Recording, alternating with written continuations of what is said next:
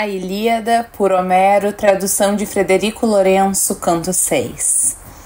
Só a troianos e aqueus competiu o fragor tremendo da refrega, e muitas vezes de um lado e do outro graçou a luta na planície, enquanto arremetiam uns contra os outros com as bronze e as lanças no terreno entre as correntes de Simoente do Xanto. Foi Ajax, filho de Télamon, baluarte dos aqueus, o primeiro a romper uma falange troiana, trazendo luz aos companheiros. Atingiu um homem que era o mais nobre dentre os trácios, filho de Eusoro, o alto e possante Acamante. Primeiro desferiu-lhe um golpe no elmo com crinas de cavalo e pela testa dentro lhe empurrou a lança. Além do osso foi a ponta de bronze e a escuridão cobriu-lhe os olhos.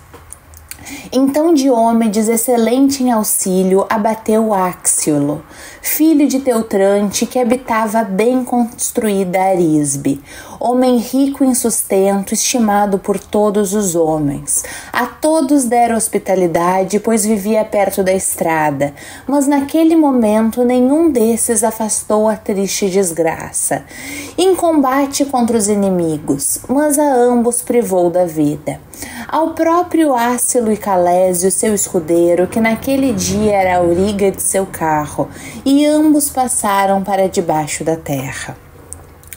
Euríalo em seguida bateu Dreso e Ofélcio, pôs-se a perseguir Ésapo e Pédaso, a quem a ninfa Anaiade a Bárbara dera luz para o irrepreensível Bucolion. Ora, Bucolion era filho do altivo Laomedonte e era o primogênito, embora solteira fosse a mãe que o gerara. Quando apacentava as ovelhas, uniu-se em leito de amor e ela concebeu e deu à luz a filhos gêmeos, a quem os filhos de Mecisteu quebrou à força os membros gloriosos, despindo-lhe as armas dos ombros. Astíalo foi morto por Polipetes, tenaz em combate. Ulisses abateu Percósio e Pidites com uma lança de bronze, e Teucro, divino Eretaon, Antíloco, filho de Nestor, matou Ablero com a lança luzente, e Agamenon, soberano das nuvens, matou Élato, que vivia junto às margens do Satinoente de lindo fluir, na íngreme de Pédaso.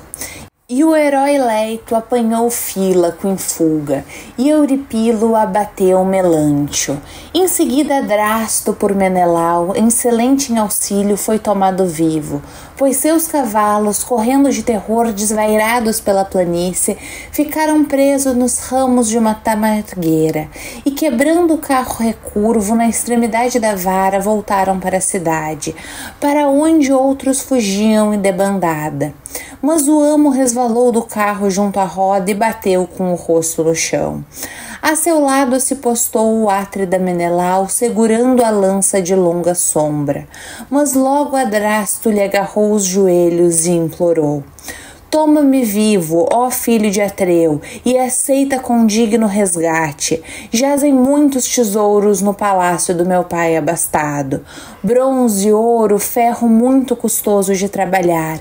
Destes tesouros te agraciará meu pai com incontáveis riquezas, se souber que fui tomado vivo junto às naus dos aqueus. Assim falou. No peito de outro lhe convencia o coração, e Menelau estava prestes a dá-lo ao escudeiro para o levar para junto das naus velozes dos aqueus.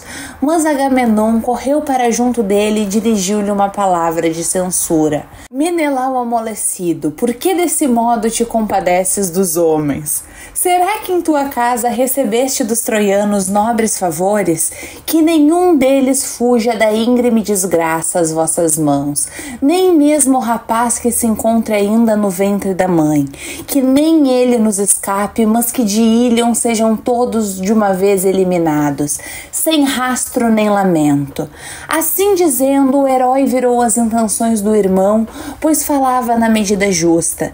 Então Menelau afastou com a mão o herói Adrasto, a quem o poderoso Agamenon desferiu um golpe no flanco e caiu para trás, e o Átrida pôs-lhe o calcanhar no peito e arrancou a lança de freixo. Foi então que Nestor gritou bem alto, assim dizendo aos Argivos: amigos, herói dos danos escudeiros de Ares, que ninguém fique para trás ávido de despojos, para que maiores quantidades possa levar para as naus, mas chacinemos os homens, depois, já tranquilos, podereis despir das armas os cadáveres que jazem nas planícies. Assim dizendo, incitou a força e a coragem de cada um. Então teriam os novos troianos, pelos bélicos aqueus, sido empurrados para Ílion, subjugados pela sua fraqueza, se Enéas e Heitor não tivesse Heleno se aproximado.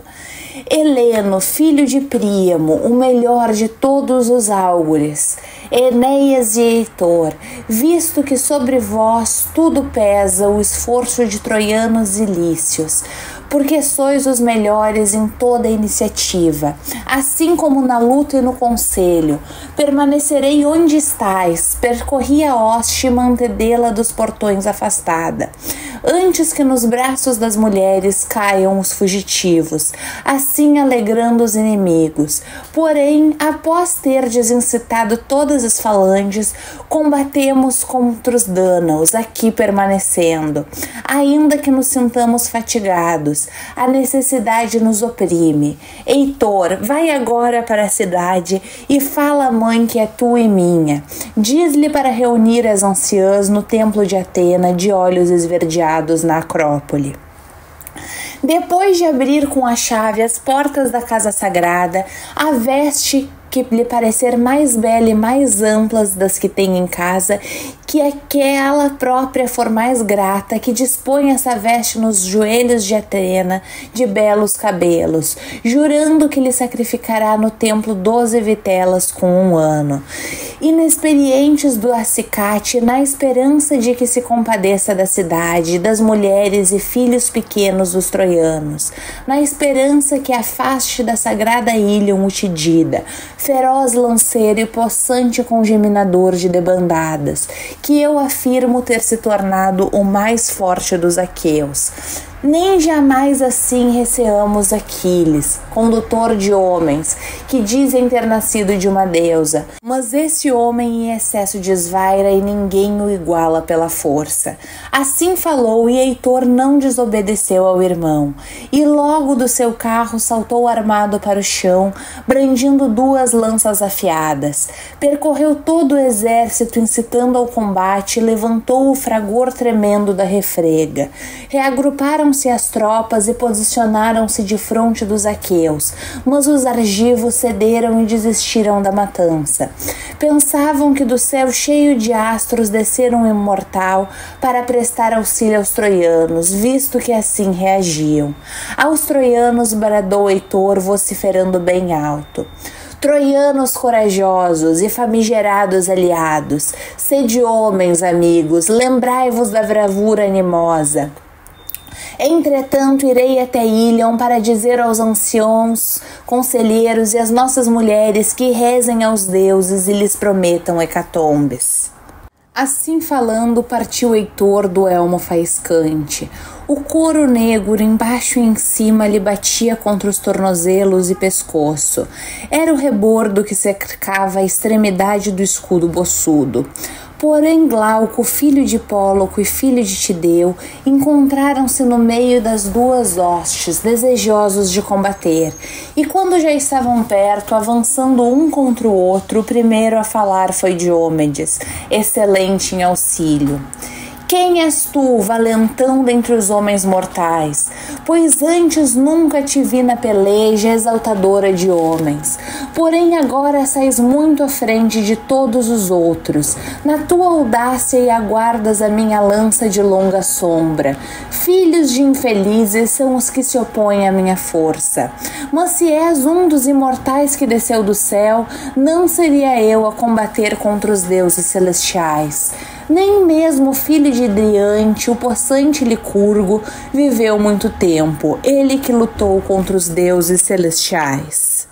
Foi assim que ele outrora escorraçou as armas do delirante Dionísio da sagrada montanha de Nisa, e todas elas deixaram cair no chão as varas de condão, golpeadas pelo carniceiro Licurgo, com o acicate das vacas, mas Dionísio fugiu espantado e mergulhou nas ondas do mar, onde em seu regaço acolheu Tétis, o amedrontado. Enorme era seu terror ante a ameaça do homem contra Licurgo. Se enfureceram os deuses que vivem sem dificuldade, e o filho de Crono cegou-o. Nem por muito mais tempo viveu, visto que era detestado por todos os deuses imortais. Não seria eu a combater contra os deuses bem-aventurados. Mas se pertences aos homens que comem o fruto da terra lavrada, aproxima-te para que chegues mais rápido às amarras da morte. A ele deu resposta o glorioso filho de Eupóloco, Tidida magnânimo: por que queres saber da minha linhagem? Assim como a linhagem das folhas, assim é a linhagem dos homens. As folhas atira-as ao vento, o chão, mas a floresta no seu viço faz nascer outras, quando sobrevém a extração da primavera, e assim nasce uma geração de homens e outra deixa de existir. Mas se quiseres, ouve bem também isso, para que fiques sabendo da minha linhagem, pois muitos varões há que a conheçam. Há uma cidade, Éfere, no centro de Argos, apacentadora de cavalos. Foi lá que viveu Sisífio, que foi o mais ardiloso dos homens. Sisifo, filho de Éolo, foi ele que gerou um filho, Glauco, e Glauco gerou o irrepreensível Belerofonte, a quem os deuses deram a beleza e a amorável virilidade. Mas contra ele planeou Proito no coração das coisas malévolas e afastou-o, porque era muito mais forte da terra dos Árgifos. É que Zeus os fizera súdito dos seus cetros. Ora, com ele estava a esposa de Proito, a divina Atena, louca para se deitar em oculto amor, mas de forma alguma logrou convencer a quem albergava bons pensamentos, o fogoso Belerofonte. Ao rei Proito assim falou a mulher mentirosa: morre tu, ó Proito, ou então mata Belerofonte, que comigo a minha revelia quis deitar-se em amor. Assim falou, e do soberano se apoderou a fúria, assim que tal ouviu. Absteve-se de o matar, pois disso sentia respeito no coração. Mandou-o para Lícia e deu-lhe para levar sinais ominosos, escrevendo muitos e mortíferos numa tabuinha de aba dupla. Mandou que os mostrasse a seu sogro e para que ele o matasse. Desse modo foi ele para Lícia sob irrepreensível escolta divina. Mas quando chegou a Lícia e ao curso do chanto, de bom grado o honrou o soberano de ampla Lícia. Durante 9 dias o honrou como hóspede e matou 9 bois. Mas quando, ao 10º dia, surgiu a Aurora de róseos dedos, foi então que o interrogou e pediu para ver os sinais que lhe tinham sido enviados da parte de Proito, seu genro. Porém, quando recebeu o sinal maligno de seu genro, primeiro mandou matar a terrífica quimera. Ela é da raça divina, não pertence a dos homens. À frente tem forma de leão, atrás de dragão, no meio de cabra. Seu sopro é a fúria terrível do fogo ardente. Mas Belerofonte matou-a obedecendo aos portentos dos deuses. Em segundo lugar, lutou contra Sólimos gloriosos. Dizia ele ter sido aquela a maior batalha em que participara. Em terceiro lugar, abateu as Amazonas, iguais dos homens. Contra ele, enquanto regressava, teceu o rei outro espesso engano. E, escolhendo os melhores varões da ampla Lícia, preparou uma emboscada, mas esses nunca regressaram para casa, pois a todos eles matou o irrepreensível Belerofonte. Mas quando o rei reconheceu que ele era filho de um deus, reteve-o lá e deu-lhe sua filha em casamento. Deu-lhe ainda metade de toda a honra de seu reino, e os lícios demarcaram-lhe um domínio senhorial superior a todos, a terra de pomares e lavouras para que nela habitasse. A ela deu à luz 3 filhos para o fogoso Belerofonte, Isandro, Hipóclo e Laodameia. Com Laodameia se deitou Zeus, o conselheiro, e a ela deu à luz o divino Sarpedon, armado de bronze. Quando também Belerofonte foi odiado por todos os deuses, vagueou só pela planície de Aleia, devorando seu próprio coração e evitando as verdades humanas. Isandro, seu filho, por ares que da guerra não se sacia, foi morto, quando combatia contra os Sólimos gloriosos. Sua filha foi morta pela irada Artemis das rédeas douradas. Quanto a Hipóloco, foi ele que me gerou, afirmo ser seu filho. Mandou-me para Troia e muitas recomendações me fez, que me primasse pela valentia e fosse superior aos outros todos, para que não desonrasse a linhagem paterna. Eles em Éfere e na ampla Lícia nasceram para ser os mais nobres. É dessa linhagem, pois, e desse sangue que declaro descender.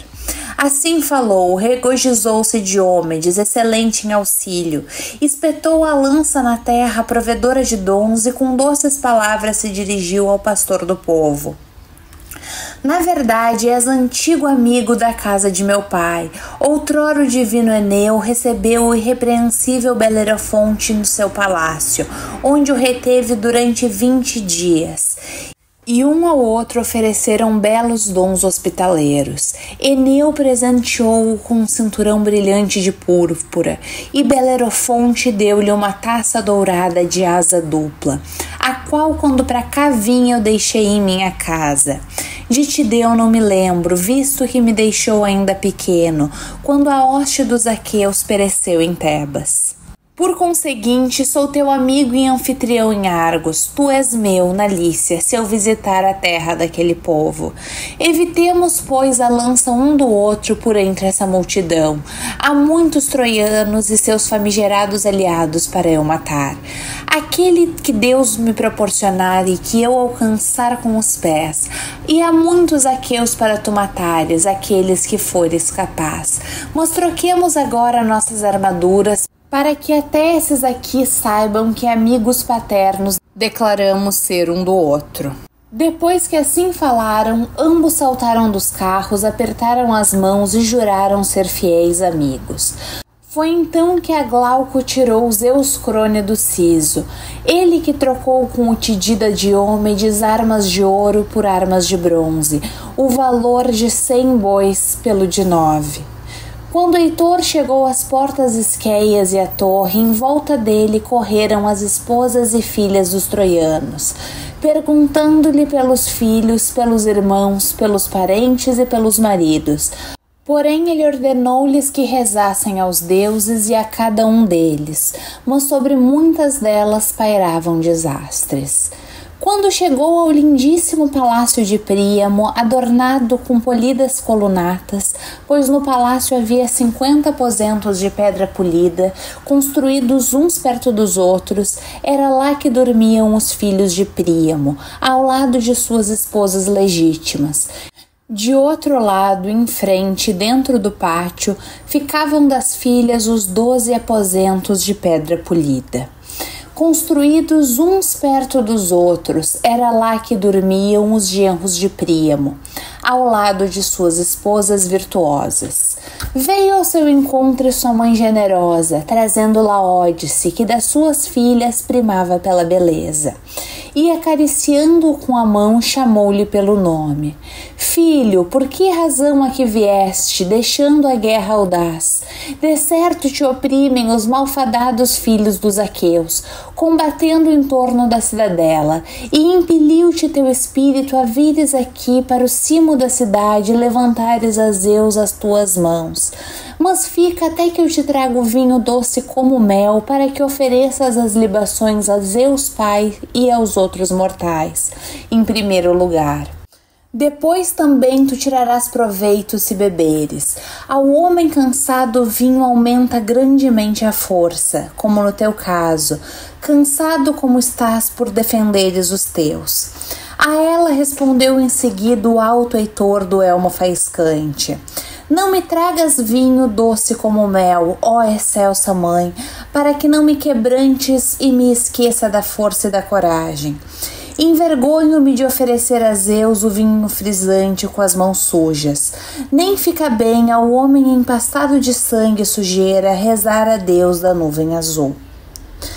Mas agora, para o templo de Atena, arrebatadora de despojos, vai tu com oferendas, depois de teres reunido as anciãs.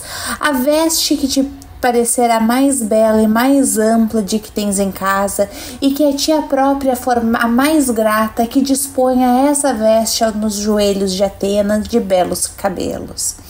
Jurando que sacrificarás no templo 12 vitelas com 1 ano, inexperientes do Aciate, na esperança de que se compadeça da cidadela, das mulheres e filhos pequenos dos troianos, na esperança de que se afaste da sagrada ilha um Utidida, feroz lanceiro e possante congeminador de debandadas. Mas agora, para o templo de Atena, arrebatadora de despojos, vai tu. Eu irei atrás de Paris para o chamar, na esperança de que ouça minhas palavras. Quem me dera que a terra abrisse um abismo à frente dele. Como flagelo criou o Olimpo para os troianos e filhos de magnânimo Príamo. Se eu o visse descer para a mansão de Hades, diria que meu coração ouve dar o sofrimento. Assim falou. Ela foi para a grande sala chamar as criadas, e essas reuniram em toda a cidade as anciãs. Mas a rainha desceu até a perfumada câmara do tesouro, onde estavam as suas vestes ricamente bordadas, trabalho de mulheres sidônias que a Sidônia trouxera, o próprio Alexandre divino, quando navegou o mar vasto naquele caminho em que trouxe a nobre Helena. Destas escolheu Écuba uma veste como dom para Atena.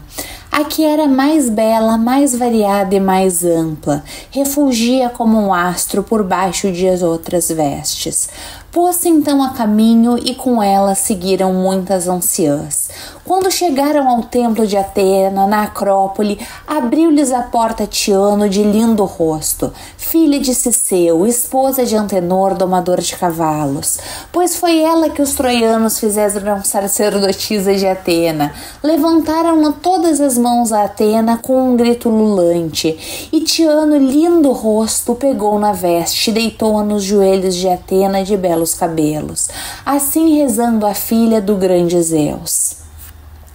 Excelsa Atena, custódia da cidade, divina entre as deusas, quebra a lança de Diomedes e concede que ele tombe de cabeça à frente das portas esqueias, para que de imediato sacrifiquemos 12 vitelas com 1 ano, inexperientes do acicate, na esperança de que te compadeças da cidade e das esposas dos troianos e seus filhos pequenos.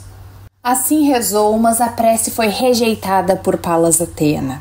Enquanto assim rezavam a filha do grande Zeus, Heitor dirigiu-se do belo palácio de Alexandre, o palácio que ele próprio construíra com homens que eram os melhores construtores de Troia de férteis sulcos. Foram eles que lhe fizeram o tálamo, a sala e o pátio, perto dos palácios de Príamo e Heitor na Acrópole. Aí entrou Heitor, dileto de Zeus, e na mão segurava uma lança de 11 cúbitos. À frente reluzia da lança a bronze ponta, em torno da qual passava um anel de ouro. Encontrou o irmão no tálamo a tratar das belas armas, do escudo e da coraça, a sentir pelo tato o arco recurvo. A árgiva Helena, no meio das mulheres servas, estava sentada, indicando às criadas os seus gloriosos trabalhos. Viu o Heitor, que o repreendeu com palavras humilhantes. Estranha criatura, não te fica bem estares para aí amuado. As tropas morrem em torno da cidade e da íngreme muralha em combate, e é por ti que a guerra e o grito da refrega lavram em volta da cidade. Tu próprio te zangarias com qualquer outro que viesse a tentar retirar-se da guerra odiosa. Vá, levanta-te antes que a cidade se abrase em fogo ardente. A ele deu resposta Alexandre de aspecto divino: Heitor, visto que me censuras com razão e não para lá da razão, por isso te falarei. E tu presta atenção e ouve o que eu digo. Não é por raiva e ressentimento contra os troianos que me sento no tálamo, mas porque quis ceder à tristeza. Já minha esposa tentou me convencer com palavras suaves a voltar para a guerra, e também eu refleti para mim próprio que tal seria a melhor coisa. A vitória alterna por entre os homens, mas espera tu agora para que eu vista a minha armadura de guerra, ou então parte e eu te seguirei, penso no entanto ultrapassar-te. Assim falou, mas não lhe deu resposta Heitor do elmo faiscante. Foi Helena que a ele se dirigiu com doces palavras. Cunhado da cadela fria e maldosa que eu sou, quem dera que naquele dia, quando me deu a luz a minha mãe, a rajada maligna da tempestade me tivesse arrebatado para a montanha ou para a onda do mar marulhante, onde a onda me levasse antes de terem acontecido tais coisas. Porém, uma vez que os deuses decretam tais males, a quem me dera ter sido esposa de um homem mais digno, a quem atingisse a raiva e os muitos insultos dos homens. Mas esse homem não está no seu perfeito juízo, nem alguma vez estará. Penso que dos frutos de tudo isso ele terá o proveito. Mas agora entra e senta-te nessa cadeira, ó cunhado, já que a ti sobretudo o sofrimento cercou o espírito, pela cadela que sou e pela loucura de Alexandre. Sobre nós fez Zeus abater um destino doloroso, para que no futuro sejamos tema de canto para homens ainda por nascer. A ela respondeu em seguida o alto Heitor do elmo faiscante: Não me mande sentar, Helena, amável embora sejas, não me convencerás. Já o espírito me impele a levar auxílio aos troianos, que de mim, ausente, sente grande saudade. Mas tu incentiva este, e que ele próprio se apresse, para que alcance os meus passos enquanto eu estiver na cidade. Pois irei eu agora à minha casa para ver quem está lá, minha mulher amada e meu filho pequeno. Não sei se outra vez ainda voltarei a vê-los, ou se já os deuses me aniquilaram às mãos dos aqueus. Assim falando, partiu Heitor do elmo faiscante, e depressa chegou a seu palácio bem construído. Não encontrou na grande sala Andrômeca de alvos braços. É que ela, o filho e uma criada bem vestida tinham se posicionado na muralha, chorando e lamentando-se. Quando Heitor não encontrou a esposa irrepreensível, foi até a soleira e assim falou no meio das servas: Agora, ó servas, dizei-me a verdade. Em que direção saiu Andrômaca de alvos braços do palácio? Será que foi a casa das minhas irmãs ou das minhas cunhadas de belas vestes? Ou terá ido ao templo de Atena, onde as outras troianas de belas tranças propiciam a deusa terrível? A ele deu resposta a atarefada governanta: Heitor, uma vez que ordenas que se diga a verdade, não foi à casa das tuas irmãs nem cunhadas de belas vestes, nem foi ao templo de Atena, onde outras troianas de belas tranças propiciam a deusa terrível.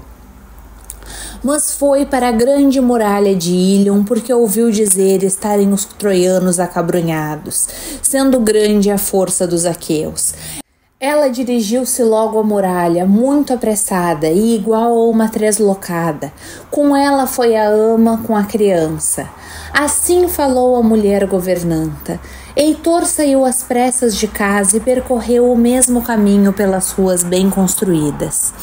Quando, tendo atravessado a grande cidadela, chegou às portas Exqueias, através das quais ia sair para a planície, eis que correu ao seu encontro a esposa generosa, Andrômaca, filha do magnânimo Hésion.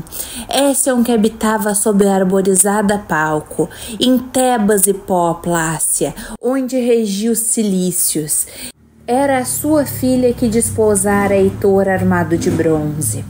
Ela veio ao seu encontro e com ela vinha a criada, segurando ao colo o brando menino tão pequeno. filho amado de Heitor, semelhante a uma linda estrela, a quem Heitor chamava Escamandrio, embora os outros lhe chamassem Astyanax, pois só Heitor era baluarte de Ílion. Sorriu Heitor, olhando em silêncio para o seu filho, mas Andrômaca aproximou-se dele com lágrima nos olhos e, acariciando-o com a mão, chamou-lhe pelo nome. Homem maravilhoso, é a tua coragem que te matará. Nem te compadeces dessa criança pequena, nem de mim. Desafortunada que depressa serei a tua viúva, pois rapidamente todos os aqueus se lançarão contra ti e te matarão. Mas para mim seria melhor descer para debaixo da terra, se de ti ficar privada. Nunca para mim haverá outra consolação. Quando tu encontrares o teu destino, mas só sofreremos. Já não tenho pai nem excelsa mãe. Meu pai foi morto pelo divino Aquiles, que arrasou a cidadela bem habitada dos Sicílios, Tebas de altos portões, assassinou Héstion, porém não o despojou das armas por respeito a seu espírito, mas cremou o vestido com a rica armadura. E por cima fez um túmulo, ao redor plantaram olmeiros, as ninfas da montanha, filhas de Zeus, detentor da égide. Quanto aos 7 irmãos que eu tinha no palácio, todos eles num só dia dançaram a mansão de Hades. Matou-o todos o divino Aquiles de pés velozes, no meio do gado de passo cambaleante das brancas ovelhas. E minha mãe, que foi rainha, debaixo da arborizada Placo, para cá ele a trouxe com o resto dos despojos.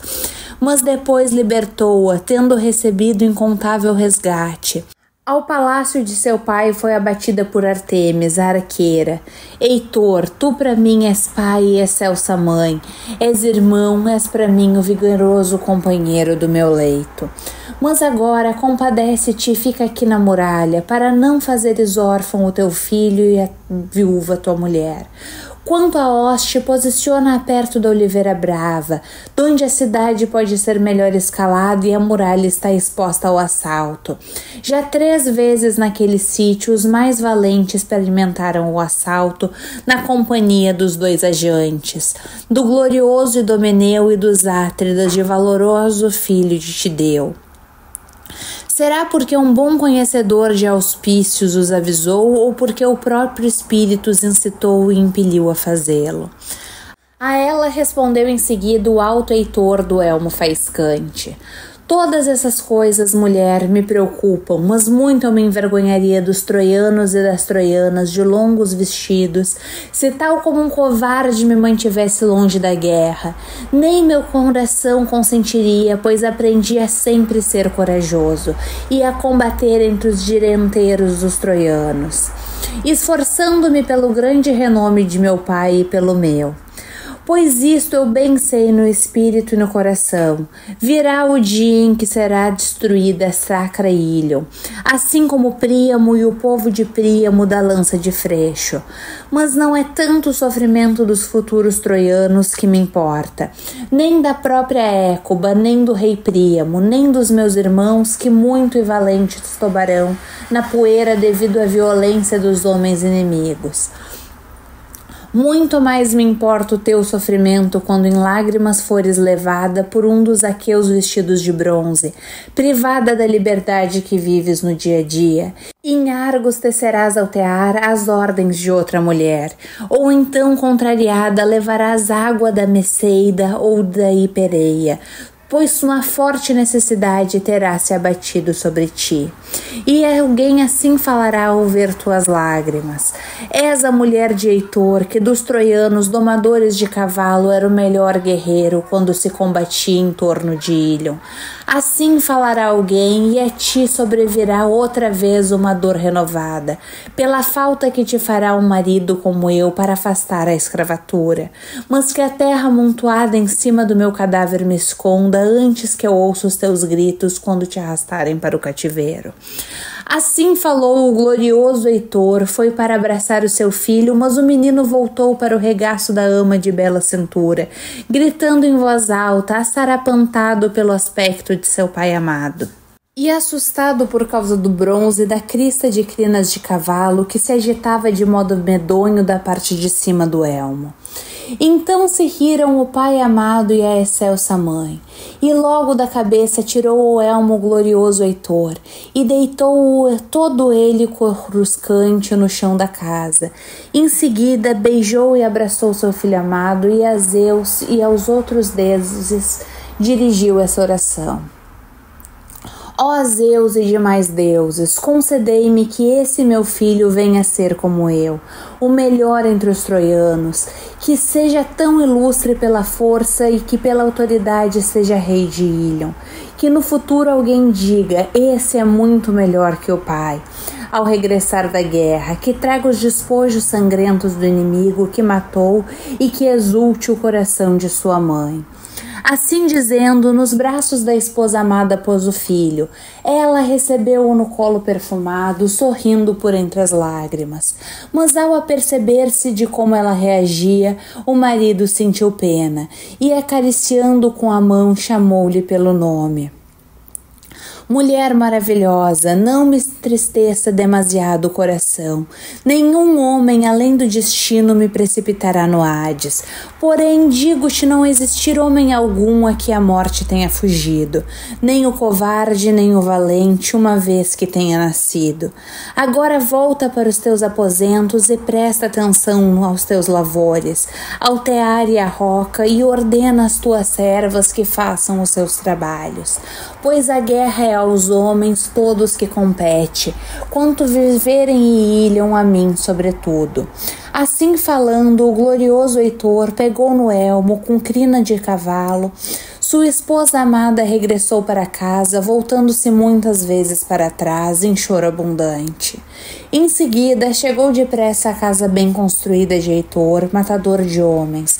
Lá dentro encontrou muitas servas e no meio de todas ela ergueu o lamento. Elas choravam Heitor ainda vivo na casa dele, pois pensavam que ele já não voltaria da guerra, tendo escapado à força e às mãos dos aqueus. Nem Paris se demorou em seu alto palácio, mas vestiu a gloriosa armadura embutida de bronze e apressou-se através da cidade, confiando nos rápidos pés. Tal como quando o cavalo no estábulo se saciou a manjedoura e, quebrando os arreios, corre a galope pela planície, desejoso de se banhar no rio de lindo fluir. Exultante, mantém a cabeça erguida, as crinas lhes voaçam. Nos ombros e confiante na sua beleza, levam-no os ágeis joelhos para os lugares costumeiros e para as pastagens das éguas.